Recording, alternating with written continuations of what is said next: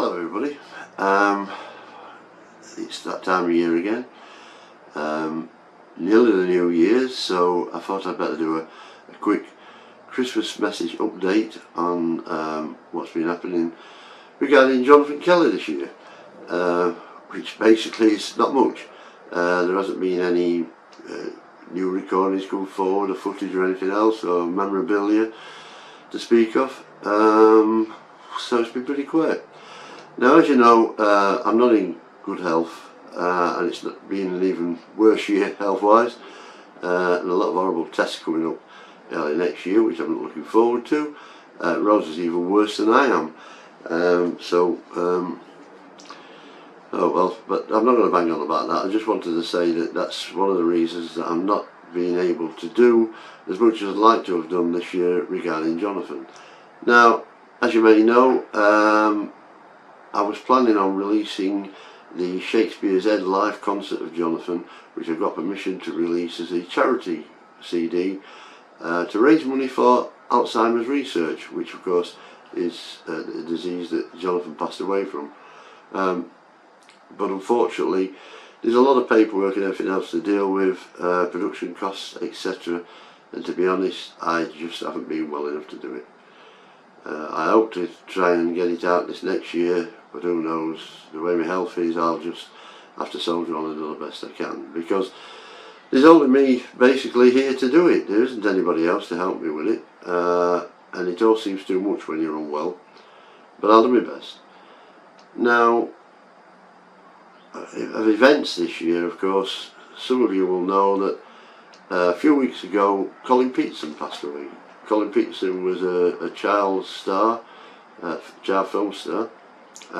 He was also drummer with the Bee Gees, and apart from that, he was also Jonathan's manager. Now, the story goes that, as Jonathan told me, that his management was taken over in Ireland. He was told that there was a company, another management company in London that wanted to represent him, and he was sent over to Britain, where they were going to make him, do the best to make him a big star in the UK. Jonathan arrived in London, got off a plane, and he found out basically that this new management company had no knowledge of him whatsoever, and as Jonathan said, basically it was a fit-up. The management company had got in Ireland, had got a stack of artists in Ireland, and they didn't want me as competition, so they wanted me out of the way. Anyway, Jonathan decided to stay on in London. One of the reasons being he got no money to get back to Ireland, and he managed to find a job singing for his supper in a restaurant in London. Apparently he slept under a table in the actual I don't know about canteen part somewhere, and there was a chef who used to, it's kitchens, that's it, sorry. And the chef apparently used to have a violent temper, and he was known for throwing knives at various other junior chefs, and Jonathan said I had to duck out of the way. Anyway, Jonathan one night was singing in this restaurant, and Colin Peterson and his wife Joanne was there. Now, Joanne is famous in her own right. I think she was something important to do with Brian Epstein. I can't quite remember what it was. I think his PA or something like that. Anyway, they heard Jonathan singing, and so they had a word with him, and they said, were these songs, he was singing his own songs? And Jonathan says, yes, they were. And he says, have you got a manager, agent or anything? And Jonathan said, no. And he said, would you like us to represent you? So Jonathan said, yes. So that's how they came to be together. Now, it ended badly, of course. They fell out, and Jonathan was very bitter about the way he thought that Joanne and Colin had treated him, Colin especially. But as I told Jonathan, that wasn't my argument. I wasn't there at the time, and I wasn't part of it, and I don't know what the truth of the situation was. Both sides have their own stories, and wisdom teaches you that the truth usually lies somewhere in the middle. I'm sure both have got legitimate grievances, but it wasn't for me to be involved in it. It's not for me to take sides, especially as I would need, well, not need, but it's useful to have information that Colin and Joanne could give me, and I had a decent relationship with both of them. I'd not fallen out with them, so I didn't see why I should take sides. In fact, I don't like to take sides in any argument. It doesn't involve me. Colin, I got on quite well with. He used to phone me from Australia. We used to have long chats. But I always knew that Colin was keeping an eye on me. And I remember once he tried to phone me a couple of times and didn't get me. And he was at my mother's house. I was away at the time. So I said to my mother, if Colin rings again, tell him I'll be there on a Sunday. So he did, and she told him. And on the Sunday I was there and Colin phoned me. And it was great because he rang me up and it was a 20-minute conversation about me, about my mother, about Rosie, about the weather, about British politics, you name it, everything. And I thought to myself, I know what he's rung for, I was waiting for him to get to it. And then he said, well, I better get going. Just before I go, he said. I thought, here it comes.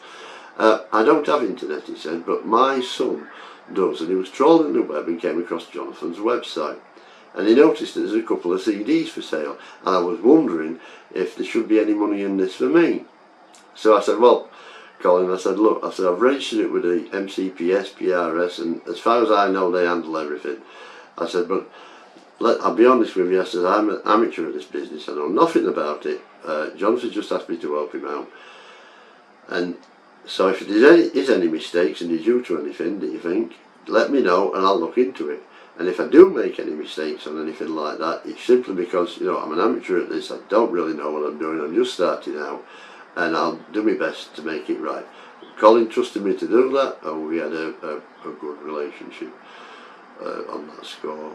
And he also gave me lots of useful bits of information and stories, which he asked me not to tell anybody. But now I feel I can share them with you, because unfortunately, as I say, Colin has passed away.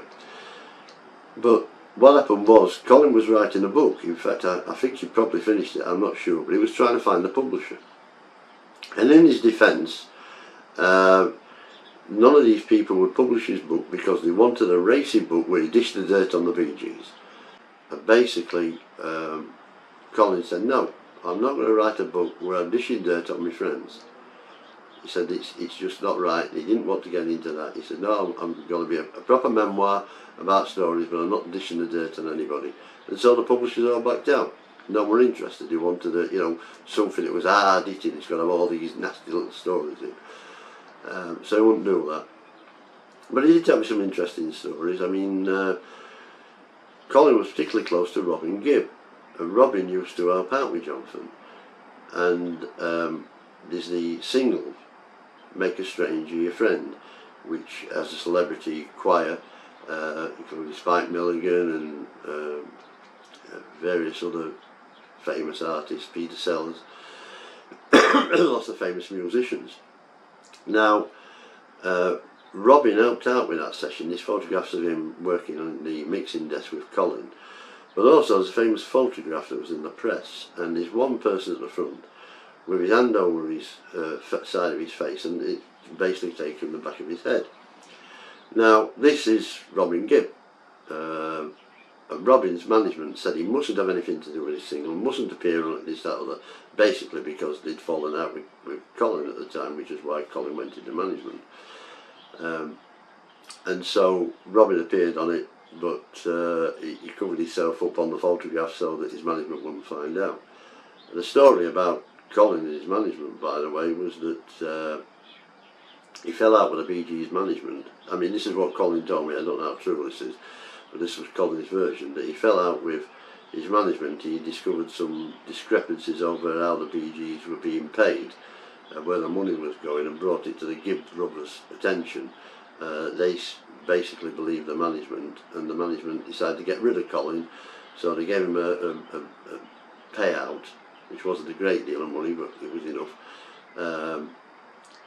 But there was a proviso on it, which was that to accept the money, he was never allowed to make a living out of drumming again, which was a very strange clause. But anyway, that's why Colin decided to go into management rather than join another group. Colin said to me that, later on he realised that he could never have made this clause stick in law, but at the time he didn't know that. Anyway, so I say Robin used to help him out, and with Jonathan, he told me that what Robin often used to do was the Bee Gees would have a session booked, and Robin would ring him up and say, look, you know, we've got this session booked until 7 o'clock tomorrow night, but we're only planning on working until 4 o'clock, so if you nip in about 4:15, you can have the rest of the studio time for nothing. But Colin also told me there was an engineer who used to, at one of the studios, they used to have a switch under his desk, and if you paid for like an hour's studio time and he slipped him a few bob, he used to flick this switch underneath his desk, and the clock used to go back by an hour, so he used to get 2 hours instead of 1. Oh, there was lots of little stories that Colin told me about Jonathan and things to do in the music business. Colin also, of course, believed that Brian May and various members of Queen played on Jonathan's first album. Now, Jonathan denied this, he said they didn't play on it, and Brian May's recollection is that he didn't play on it either, but Colin was certain that they had. The connection, of course, between Brian May and Jonathan is that Tim Staffel, who was the lead singer of Smile, left to join Humping Bong, which was Colin Peterson and Jonathan. So there was Colin Peterson, Jonathan, and Tim Staffel, and they only released one single, of course. But because of that, Jonathan knew Queen and Brian May quite well, and he was certain that they did actually record something together, and Brian May believes that they did as well. Or he recalls that he thinks, you know, he's pretty certain they did. But anyway, there's nothing in his archives to do with a recording with Jonathan, and he thinks if it was, it may be a tape that was perhaps a cassette tape or something that was made, but if there is, that's lost. He said he may be up in his attic or somewhere, but unless he accidentally comes across it, it'll never see the light of day, which is a great shame, because it would be interesting. Brian's been a good friend over the years and helped out with various bits and bobs, and I know he's not been well this year, so although he wouldn't appreciate me saying so, because he said he didn't want any sympathy, I know we all wish him well. So that's it about it, basically. It's quite lonely here as being Jonathan's manager. It's just me, I do it on my own, and as I say, I'm not in great health, and it does make life difficult. But I was thinking, if anyone out there watching this knows of any DJs or journalists who would like to do an interview with me, I'm only too willing to help, because all I want to do is to raise Jonathan's profile. I mean, I was asked how good I think Jonathan is, you know, how would he compare to Cat Stevens, how would he compare to like James Taylor? I think he was as good as both of them, equally as talented, and had it not been for various management decisions and personal decisions on the path Jonathan's music should take, I think, you know, and drugs and everything else, of course, that affected Jonathan. I think if it hadn't been for all those factors, Jonathan would be a lot more famous today. And I'll do my best to make sure that he's restored to the position that I believe he should have. You know, I believe he should be more famous, and I'll always keep trying. But there's only me and 2 or 3 other people. I mean, contact me. I don't know how many people's watching this, but I don't imagine there's that many these days. I used to have a list with hundreds of names though for people that I took down at concerts to be on the, you know, contact for the newsletter. But they've all sort of drifted away, changed the emails. And of course there's been people over the years that used me. People that said they were my friends and close friends and they'd always help me out, and then just drifted away. I guess that's just part of the game, isn't it? Just something I have to accept. I know a lot of people, one person I was talking to anyway, and he said that, you know, thought about me being a manager, and he had this impression that I'm like normal music stars, managers, where I have this nice big office and a nice big house. Well, this is my office, conservatory, and it's at a council house, semi-detached council house, in a mining village. I can assure you I'm about as poor as anybody you know. I haven't got any money. I don't want any, by the way. I'm not begging for money. But I'm just telling you the situation that, you know, I haven't got the money to outlay to do things. it gets very difficult. People think I make money from CD sales. Well, I make about £1 off of each CD that I sell, and I think we've sold 2 this year. Might only be 1. Might not even be that, come to think of it. So you can see how much money's coming in, and I fund everything out of my own pocket. Of course, people have been good enough to make donations in the past, and I'm very grateful for that. But it's all down to me. So, you know, I need any help I can get. So if anybody out there feels they can help in any way, please get in touch. Lastly, it's Christmas, and for those of you who celebrate Christmas, I'd like to wish you and your families a very happy Christmas, and hope that in the new year you will have good health and happiness. And I hope that, you know, what the season is about goodness and kindness and helping other people, I hope that that'll spread, you know, and you'll help to do your little bit. And I hope that means everything to all of us, whether you're a Jehovah's Witness or you don't celebrate Christmas for other reasons. Hopefully you can still believe in that message that we should all, you know, pull together and help each other, especially in these times. And I know this is going to be very hard for a lot of old people this winter, especially with the cutting fuel payments and from the government. So, you know, if you can, do something nice for somebody this Christmas, somebody you don't know. If you know an old lady that's a few doors up you never met, buy a bunch of flowers or put a box of chocolates on the door. You can do it anonymously, or knock on the door and make a new friend, you know, offer to take them to doctors or something, and just little bits, because it's little bits that make a difference. And I know that's what Jonathan wants us all to do. He always signed his autograph, love and peace, and the 2 very, very important words. So, as I say, I wish all of you that the new year will bring good health and prosperity and happiness to all of you. And I'd like to thank you for watching this and for putting up with it, putting up with me. And it's a pleasure to be Jonathan's manager, which I still consider myself, even though Jonathan's passed away. It wasn't a position I ever sought out. It happened by pure chance, by pure accident. I never expected Jonathan to come back to the stage, never mind ask me to be his agent and then manager. I'm grateful he did. I'm grateful for all the friends that I've made, and all the help I've had, and all the wonderful times, and all the fellowship, and the wonderful concerts and meeting people. Oh, it's been a great, great trip. Something I will always treasure. So thank you very much. Happy New Year to you all. Take care. God bless. Bye.